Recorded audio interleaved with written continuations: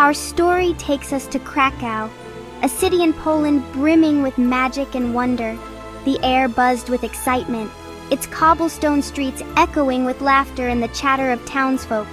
Krakow, a place where stories unfolded like chapters in a beloved fairy tale, was home to a young girl named Melody.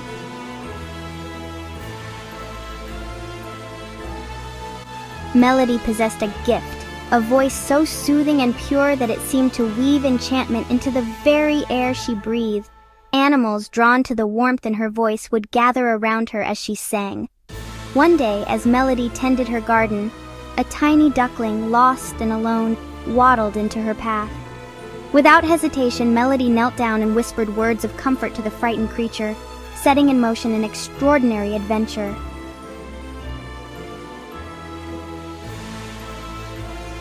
The once vibrant city of Krakow was suddenly engulfed in a blanket of fear. The laughter that usually echoed through the marketplace was silenced, replaced by whispers of dread. A shadow, vast and menacing, descended upon the city, casting a chill upon the hearts of all who beheld it. The Wawel dragon, a beast of immense size and power, had awakened, its fiery breath scorching the sky.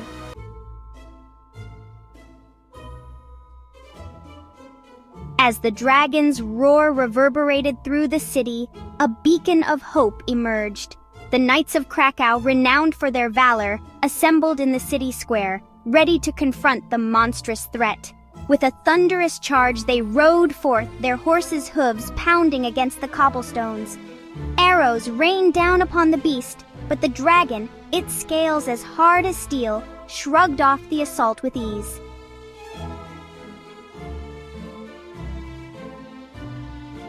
Hidden behind a sturdy oak barrel, Melody's heart pounded in her chest.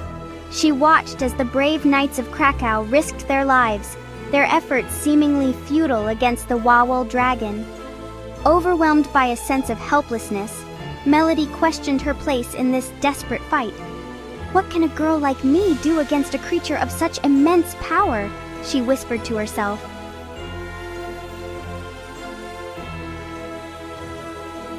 As the battle raged on, Melody's attention was drawn to a new wave of panic. The knights' valiant steeds were now caught in the throes of terror. Their panicked neighs pierced the air, their powerful bodies thrashing wildly. A surge of empathy washed over Melody as she witnessed the animals' distress. Ignoring the danger, Melody took a deep breath and stepped out from behind the safety of the barrel.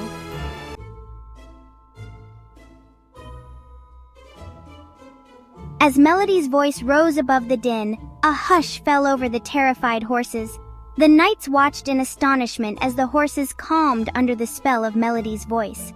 Among the onlookers, a young boy named Finn observed Melody's extraordinary ability with a sense of wonder. This small girl had achieved what the bravest knights could not. She had tamed the wild beasts with nothing more than a song.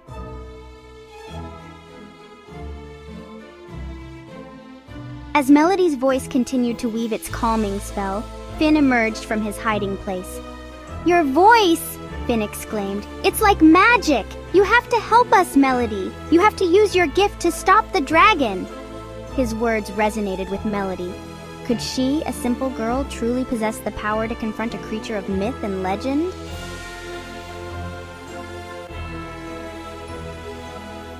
Word of Melody's extraordinary gift spread through the terrified city like wildfire. The townspeople clung to the possibility that this young girl could be their salvation. Melody, thrust into the role of a city's savior, felt the weight of their expectations pressing down on her. Yet, as she looked into the eyes of the townspeople, she knew she couldn't shy away from the challenge.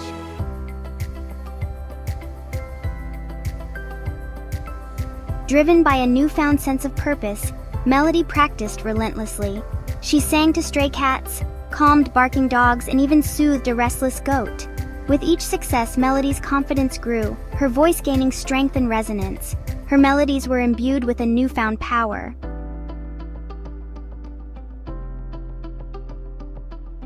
As days turned into nights, Melody's practice continued, fueled by the city's belief in her. The townspeople would gather in the square, listening in awe as Melody's voice soared through the night air. But even as Melody's gift flourished, the dragon continued its reign of terror.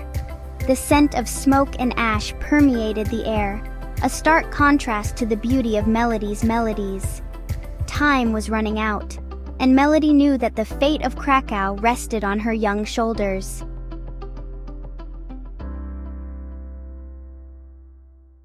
The day of reckoning arrived, a day when a young girl's courage would be tested. The town square stood eerily silent, the air thick with anticipation and dread. Melody, her heart pounding, stood before the dragon, her eyes fixed on its glowing amber eyes. The dragon, its nostrils flaring, regarded Melody with a mixture of curiosity and disdain.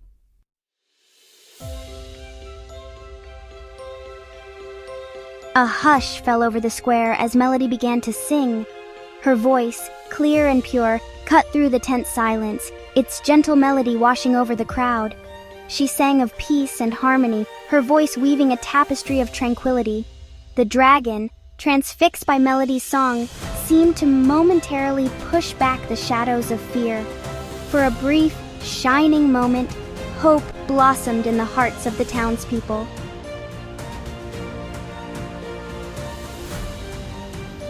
Just as the dragon seemed to be succumbing to Melody's song, a sudden commotion erupted. A group of children, their excited chatter piercing the fragile peace, caught the dragon's attention. The dragon's head snapped towards the noise, its eyes blazing with renewed fury. The fragile spell was broken, the moment of hope shattered as the dragon unleashed its fury upon the city once more.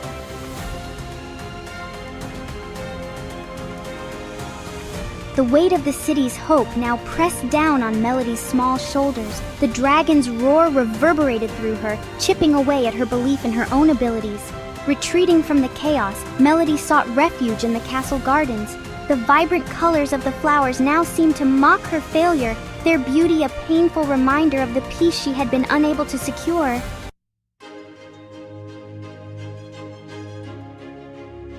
Sinking down onto a moss-covered bench, Melody began to hum softly to herself. As her voice gained strength, the flowers surrounding her seemed to awaken. It was as if the garden itself sought to remind her of the power she possessed, the power to nurture, to heal, to inspire hope even in the darkest of times.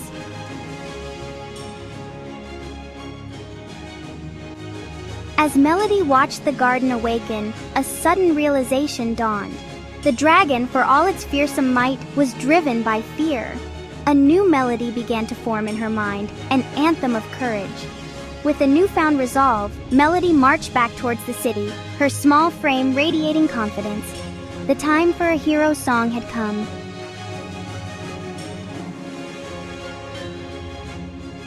The air crackled with tension as Melody, her small figure dwarfed by the monstrous form of the Wawel dragon, stood before the beast, her chin held high, her eyes shining with unwavering resolve.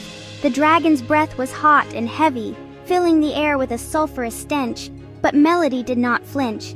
She had prepared for this moment, her heart pounding with a mixture of fear and determination.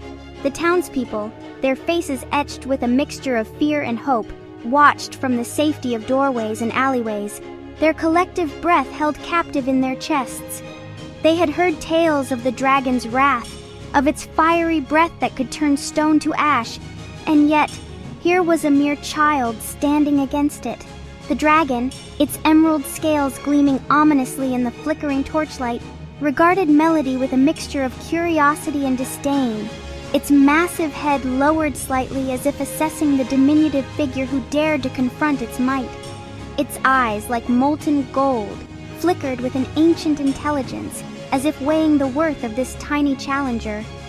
Instead of shrinking back, intimidated by the creature's fiery breath and razor-sharp claws, Melody stood tall, her small frame radiating an aura of confidence that belied her tender years. She had trained for this, not just in body but in spirit, and her resolve was unshakable. She had faced her own fear, the fear that whispered doubts and urged her to seek safety, and emerged stronger, her spirit tempered by the hope that flickered in the eyes of her fellow citizens. Each step she took towards the dragon was a testament to her courage, a beacon of hope for those who watched. This was her city, her home, and she would not stand idly by while it crumbled beneath the weight of fear and destruction. Melody knew that her actions today would echo through the ages, a story of bravery and defiance against overwhelming odds. She was ready to protect her home no matter the cost.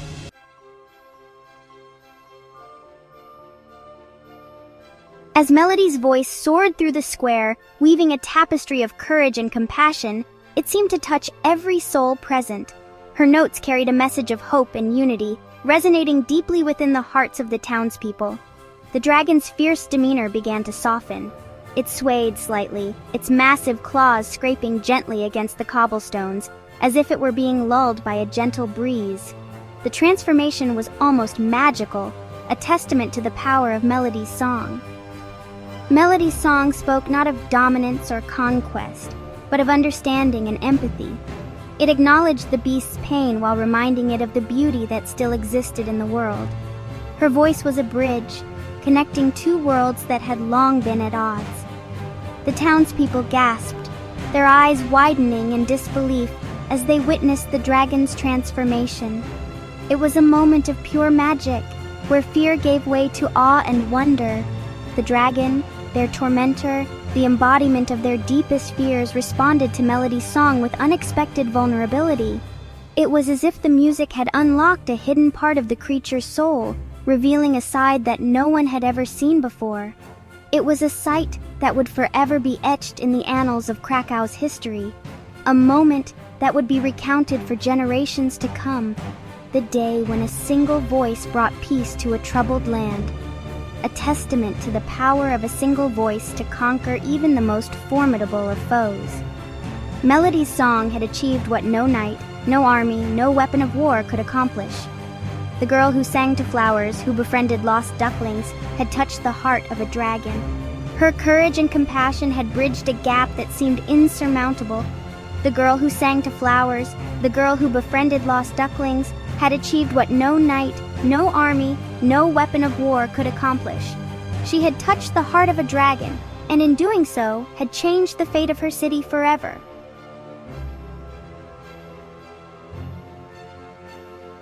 The dragon, its massive head resting peacefully on the ground, its fiery breath extinguished, seemed to shrink in size, its monstrous form replaced by an aura of gentle strength. The once fearsome creature now exuded a sense of calm and serenity, its scales shimmering softly in the moonlight, reflecting a newfound tranquility. The townspeople, their initial fear giving way to awe and admiration, emerged from their hiding places, their faces illuminated by the soft glow of the moon and the flickering torches that lined the square. They gathered around the dragon, whispering among themselves, their voices filled with a mix of wonder and disbelief at the transformation they were witnessing. Children, their eyes wide with wonder, reached out to touch the dragon's scales, marveling at their smooth, cool texture. They giggled and gasped, their small hands tracing the intricate patterns on the dragon's body, feeling the gentle pulse of life beneath the surface. From that day forward, the Wawel dragon became a symbol of hope for the city of Krakow, a testament to the power of compassion to overcome fear. The dragon's image was immortalized in statues and stories, a constant reminder of the day when kindness triumphed over terror. Melody, the girl who dared to sing to a dragon, became a legend whispered on the wind. Her story a reminder that true strength lies not in brute force, but in the courage to embrace our vulnerabilities and to face the unknown with open hearts and unwavering belief in the power of kindness. Her song echoed through the ages, inspiring generations to come. For within each of us, nestled among the shadows and fears, resides a melody waiting to be sung, a melody capable of changing the world, one heart, one creature, one song at a time.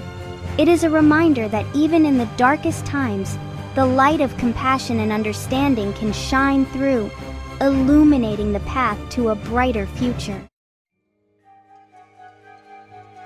Long ago, the city of Warsaw was a happy place. It was a time of joy and prosperity, where the streets were always filled with laughter and music. People sang in the streets, children played games. The market was always bustling with activity, and the townsfolk lived in harmony. But one day, everything changed. Dark clouds gathered over the city, and an eerie silence fell upon the once lively streets. A scary monster came to Warsaw. It was a basilisk, a creature of nightmares, a creature with big teeth, sharp nails, and scary eyes. The basilisk was scary. Its scales shimmered with a sinister glow, and its presence brought a chill to the air. It had a deadly stare. Its eyes glowed with a malevolent light, and anyone who dared to meet its gaze was doomed. If you looked into its eyes, you would turn to stone. The basilisk's curse was swift and merciless, leaving a trail of statues in its wake. The people of Warsaw were afraid. Fear spread like wildfire, and the once vibrant city was now gripped by terror. They hid in their homes, windows were shuttered, and doors were bolted. The streets were deserted, and the city was eerily quiet. Nobody dared to go outside.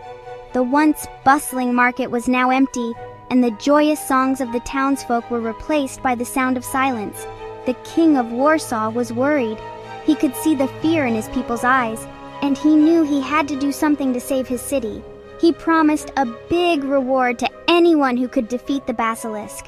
The reward was a fortune, enough to make anyone a hero in the eyes of the people. But everyone was too scared to try. The basilisk's reputation was too fearsome, and no one dared to face the monster. Who would save the city from the terrifying monster? The people of Warsaw waited in fear, hoping for a hero to emerge and bring an end to their nightmare. In the bustling city of Warsaw, there lived a kind-hearted cobbler named Jakub. He was known far and wide for his gentle demeanor and exceptional skill in crafting and repairing shoes. Every day, Jakub would open the doors to his little shop, where the scent of leather and the sound of his hammer filled the air. He took great pride in his work, ensuring that every shoe he made or fixed was perfect. Though Jakub wasn't the strongest man in the city, he was known for his cleverness and bravery. His mind was always buzzing with ideas and solutions to problems that others found insurmountable. One day, news spread through Warsaw of a terrifying creature lurking in the shadows, a basilisk. This monster's deadly gaze could turn anyone to stone. Jakub, determined to protect his beloved city, knew he had to find a way to defeat it. He spent countless hours in his shop, thinking about the basilisk and how he could possibly outsmart such a fearsome beast. He knew that brute strength was not an option for him. Jakub realized that he needed to rely on his wits and ingenuity. He pondered over various ideas, but none seemed quite right. The challenge was immense and the stakes were high. As he sat surrounded by his tools, a memory of his grandfather came to him. His grandfather had always been a source of wisdom and guidance. Jakub remembered his grandfather's words. Sometimes the simplest things can be the most powerful. This piece of advice sparked an idea in Jakub's mind. He thought about mirrors and their ability to reflect light. What if he could use a mirror to reflect the basilisk's deadly gaze back at it? Jakub began experimenting with a small mirror, testing how it could reflect light and imagining how it might work against the basilisk. With a newfound sense of hope and determination, Jakub prepared himself. Maybe, just maybe, this simple mirror could be the key to saving Warsaw from the basilisk's deadly gaze. Jakub went to the king. He told him, "Your Majesty, I have a plan to defeat the basilisk. I need a big shiny mirror." The king was surprised. "A mirror?" he asked.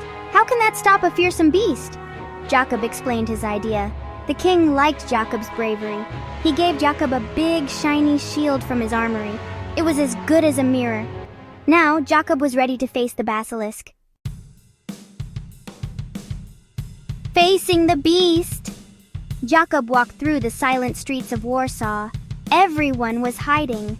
He felt scared, but he had to be brave. He reached the basilisk's lair. The basilisk was huge and scary. The basilisk saw Jakub and hissed, "Foolish cobbler! You dare to face me?" Jakub took a deep breath. He held up the shield. The basilisk looked at its reflection. The deadly gaze bounced back. The basilisk had accidentally looked into its own eyes. The basilisk roared in surprise. It closed its eyes tight.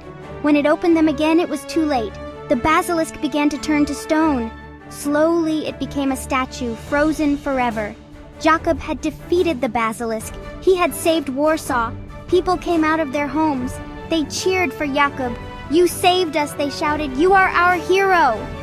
Jakub felt happy. He had been scared, but he had been brave too. The king was overjoyed. His heart swelled with pride and gratitude as he looked upon the humble shoemaker who had done so much for the kingdom. He said to Jakub, "You are a true hero! Your bravery and selflessness have saved countless lives and brought peace to our land. Ask for anything, and it will be yours." Jakub smiled, his eyes reflecting the warmth and sincerity of his heart. "Your Majesty," he said, "all I want is to go back to my shop and make shoes for the people of Warsaw. I find joy in my craft and in serving my community." The king was impressed by Jakub's humility. In a world where many sought power and riches, here was a man who desired only to continue his simple, honest work. He said, "Very well, but from this day forth, you shall be known as Jakub the Brave." Jakub smiled, not for the title, but for the recognition of his true intentions. He didn't care about titles. To him, the greatest reward was the ability to continue his work and help those around him. He was happy to have helped his city. His heart was full, knowing that his actions had made a difference. And so, Jakub the Brave returned to his shop, where he continued to craft shoes with the same dedication and love that had earned him the admiration of a king. And so, life in Warsaw returned to normal. People sang and danced in the streets once more. Jakub went back to his shoe shop, but he was no ordinary cobbler now. He was Jakub the Brave, a symbol of courage and cleverness for all the children of Warsaw. The tale of Jakub and the basilisk reminds us that even the most ordinary of us can be heroes. All it takes is a kind heart, a clever mind, and the courage to face our fears.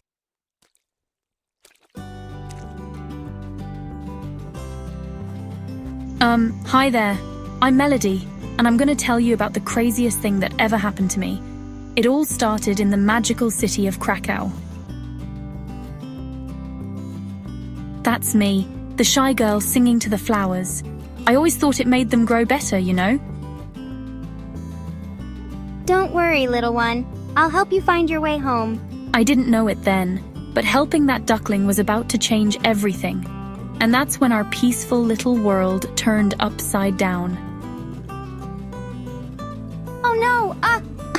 As I watched our bravest knights fail, I remember thinking, what can a shy little girl like me possibly do against a dragon?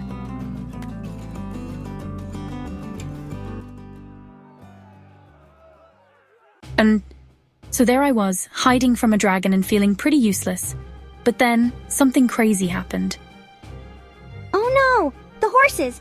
Shh, it's okay. Everything's all right. I couldn't believe it. My voice actually worked. Whoa, how did you do that? Oh, I don't know. That was Finn. He became my best friend and biggest supporter. That was amazing! You should use your voice to help the city. But I'm not brave like the knights. You don't need a sword to be brave. Your voice is your superpower. And just like that, I had a new mission. Operation Tame the Dragon with my voice.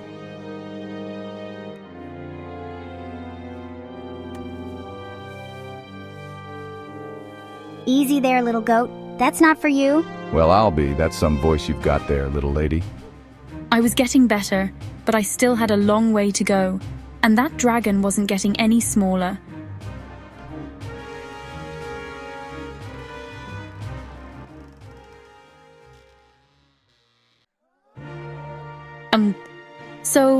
Remember how I said I was going to tame the dragon? Yeah, about that. Hey there, big guy. No need to be scared. And just like that, my big moment went up in smoke. Literally. You must poison the beast. It's our only hope. Wait, please, your majesty, let me try one more time. Listen to my voice, let your anger fade.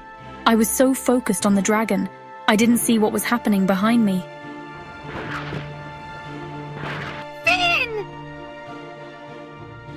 Seeing my best friend hurt, it was like all the music inside me just stopped.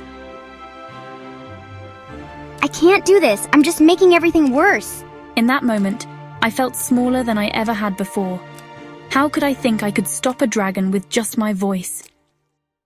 So there I was, feeling totally bummed out in the castle garden.